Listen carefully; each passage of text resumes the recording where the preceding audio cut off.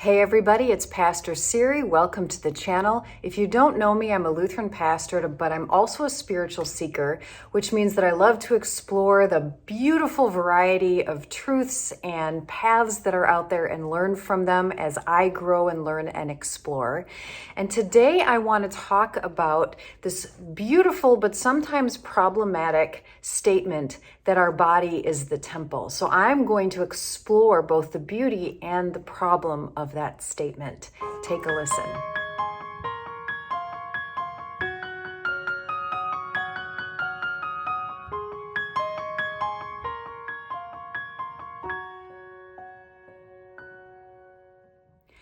So some of you may have heard that phrase. Maybe it's in the particular religious upbringing that you grew up in, or you've heard it out in the culture. This idea that your body is a temple for the Holy Spirit or for God or however. And it is a beautiful statement at its core. But I don't actually think that we really believe that that's true. If you look at the way we operate as a society, as a world, the way we treat each other and what we do to our own bodies as well as other people's bodies, it is not a real belief that we actually buy into. But it can hold a lot of promise. And yet, as people do throw that phrase around, I've heard some really interesting criticisms of it. And so I want to start there. The first criticism that I've heard about this comes from our culture that is very obsessed with our body and with youth and youngness and not dying.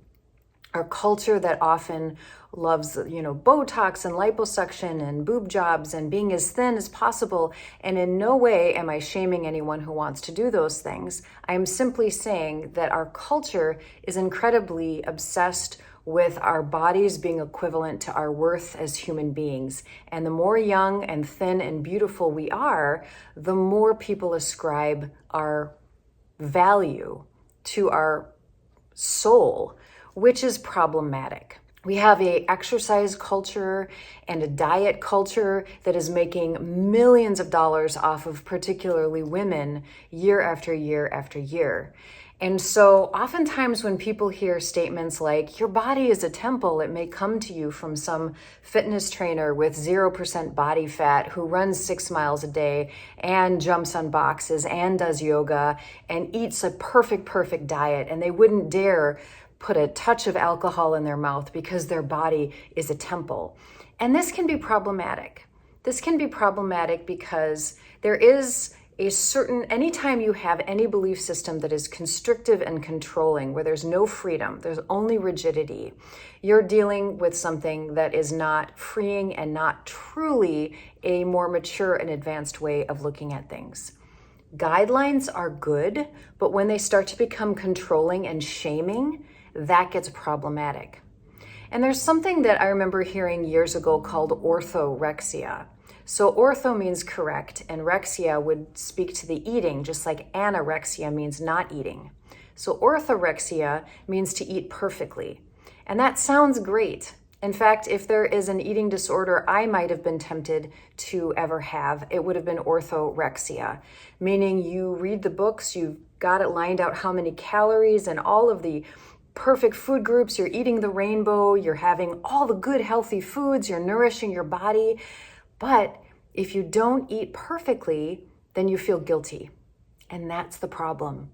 That's the problem, is when guilt and fear and shame enter into any practice we have, we need to investigate that because there's something at its root that is unhealthy.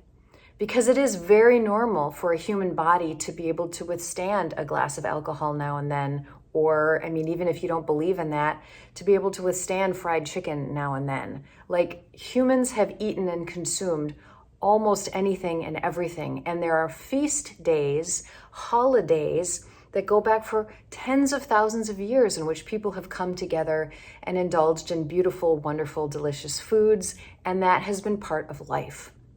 Life is not this regimented, perfect, eating every 2.5 hours or whatever it is that you're doing that might be helpful for you.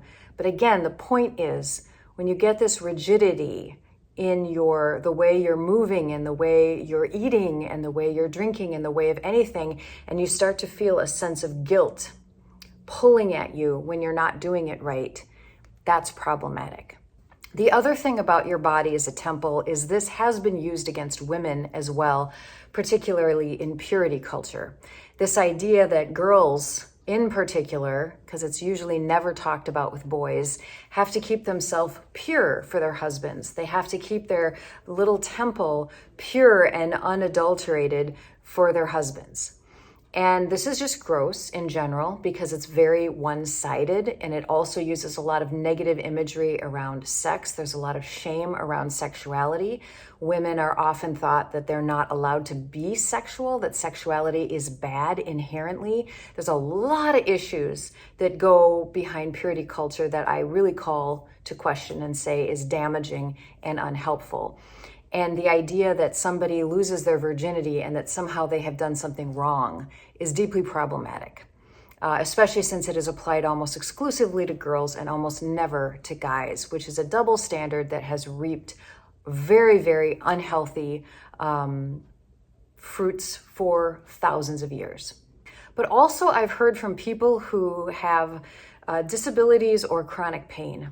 And they will talk about the frustration of the calls to love their body and honor their body and see their body as a temple when their body seems to be against them a lot of time. And this, I think, is a valid criticism, that for people who do not enjoy living in their body and have deep pain on a daily basis, who are always seeing doctors and trying to find the right medication and practice so that they can live in their body, having somebody who seems to be having an easy time in their body talking about how your body is a temple can feel like a little bit of a slap in the face. And I completely hear that and understand that. I think all of these concerns that I brought up are very valid as we begin this conversation. And yet there is something very beautiful if we actually believed that our body was a temple. And that's what I want to talk about next. So the first thing that's beautiful about this statement is that if one truly believed it, it acknowledges that all human beings, at the very least, if not all of creation, that our physical entity body that we're living in, regardless of whether it's tall or short or thin or larger or able or disabled or whatever it is, that body is housing at the core a soul that is of infinite value, that everyone is God's creation. All of us are holding the spark of God, that it doesn't matter what you believe or your gender or where you come from, that every single one of these souls is of the same value. And that it is the soul that is in the body that is of value, that the body itself is just a temporary housing unit. And we can love that housing unit. We can treat it very, very well. We can have a complicated relationship with it. We do not denigrate it, but ultimately that we're seeing through that body to the soul underneath, which we do not know how to do. A vast majority of us are stuck at literally face value. We see the age, we see the beauty, we see maybe the personality of the person, but we get very stuck on gender and race and sexuality when it comes to deciding the value of a person. We have not yet achieved the kind of maturity where we can see that another person's bodysuit is literally just like their astronomical bodysuit to live here on this planet. And it is the soul having a bodily experience, and that soul underneath the body and even underneath the personality is what is of infinite value. And so if we actually believed that everyone is housing this beautiful soul that is eternal and that is on this path of learning and understanding the world, then we would treat the body much, much more lovingly. We would make sure no one ever starved. We would not physically harm one another. We would make sure that every body had what they needed in order to thrive. And we would never assault or invade or control another person's body simply because of their gender or their race or some other circumstance.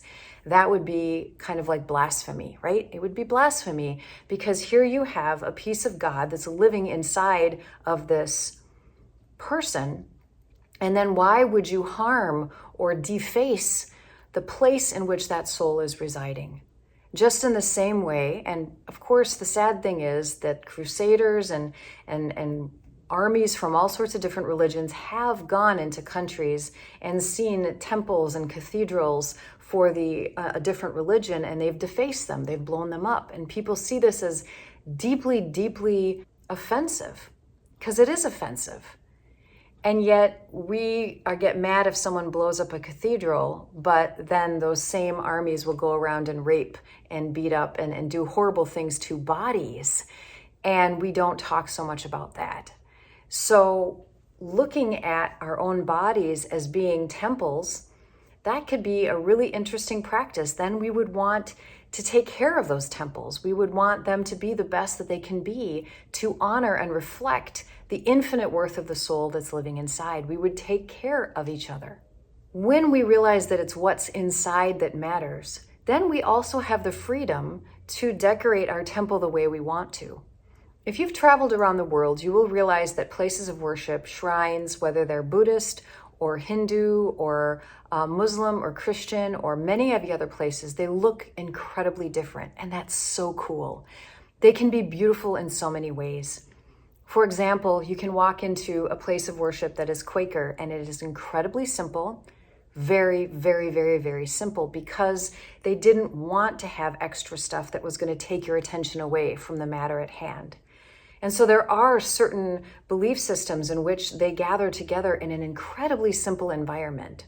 Zen Buddhism might be another one, in which the goal is just to have very, very little, to just not be distracted. And then at the far end, you have absolute beauty and luxury in these beautiful places of worship and everything in between. And I think that that's really cool, because there's no wrong or right way to do that. They all have meaning, and it's the meaning that's important.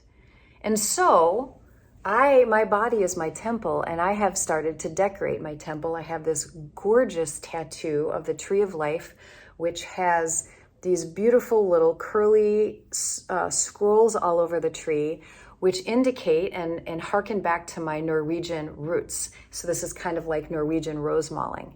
That's the other thing that's dumb, is people are like, don't tattoo your body's a temple. Yes, and I'm decorating her. Just like I would put earrings in my ears, just like I would put makeup on if I wanted to, and curl my hair and adorn myself with a gorgeous outfit, or not. It is my body and my temple, and I get to decide how she houses this goddess within. The other thing about that as well is everything then can be an offering if it's done with intentionality. Remember, compulsion and control is really a bad sign. So if you feel like you have to do something or you can't stop doing it, that's a sign that it's not helpful. But rather, if you do something contemplatively, intentionally, and on purpose, then it can be a really beautiful thing. And I'll give you an example of that. A couple weeks ago, I was going with my husband to his grandfather's funeral. And we were going to a small town where there was one restaurant, and all they pretty much served was burgers and fries. And that's not normally what I eat at all. But I decided in that moment that I was going to love and enjoy that, and that was going to be an offering to me. That was going to be a wonderful treat. And when I got there, I enjoyed every single bite. I absolutely loved it. I relished it. It was as if it was served up on a golden platter and served to the goddess that was living within me. It was an offering. Now, I wouldn't eat that every single day because that doesn't make me feel good. But in that moment, it was like an offering. And see, that's the difference. Instead of feeling guilty about it, like I was cheating or doing something wrong to my body, I allowed that to be an intentional moment where I enjoyed what was going on, and I enjoyed that food. So ultimately, what I'd love for you to think about is I'd love to think how that sits in with you, and allow for all of your feelings and thoughts to come up when you hear this idea that your body is a temple for the living God, for the Holy Spirit, for the goddess, for whatever it is that you feel, but so is everybody else's. Every other person on the planet, whether they're baptized or not, regardless of the religion that they belong to, by birthright, they are housing a piece of the living God. They are housing a piece of source. a source that came from God and is going back to God. Therefore, what does that mean? What does that bring inside of us? How does that allow you to treat your body differently? What feelings does that bring up? And it's just good to know that and to work through them, because our body is the part of what we're here to learn about in this world and in this universe. It's a huge part of our story, whether we love or hate our body, whether we're afraid or enjoying what it's offering us in the moment. It's part of our learning vehicle. And so instead of ignoring it and denying how we feel, we simply explore the feelings that arise in our relationship with our body. And so I encourage you to think a little bit about that and to say, how with all freedom and delight and adornment and joy might you take care of your body as a temple? And in what ways does that feel not great? It's really your journey. So that's all I have for you today. I hope this was helpful, or at least gave you something to think about on your own journey. And until next time, bye-bye.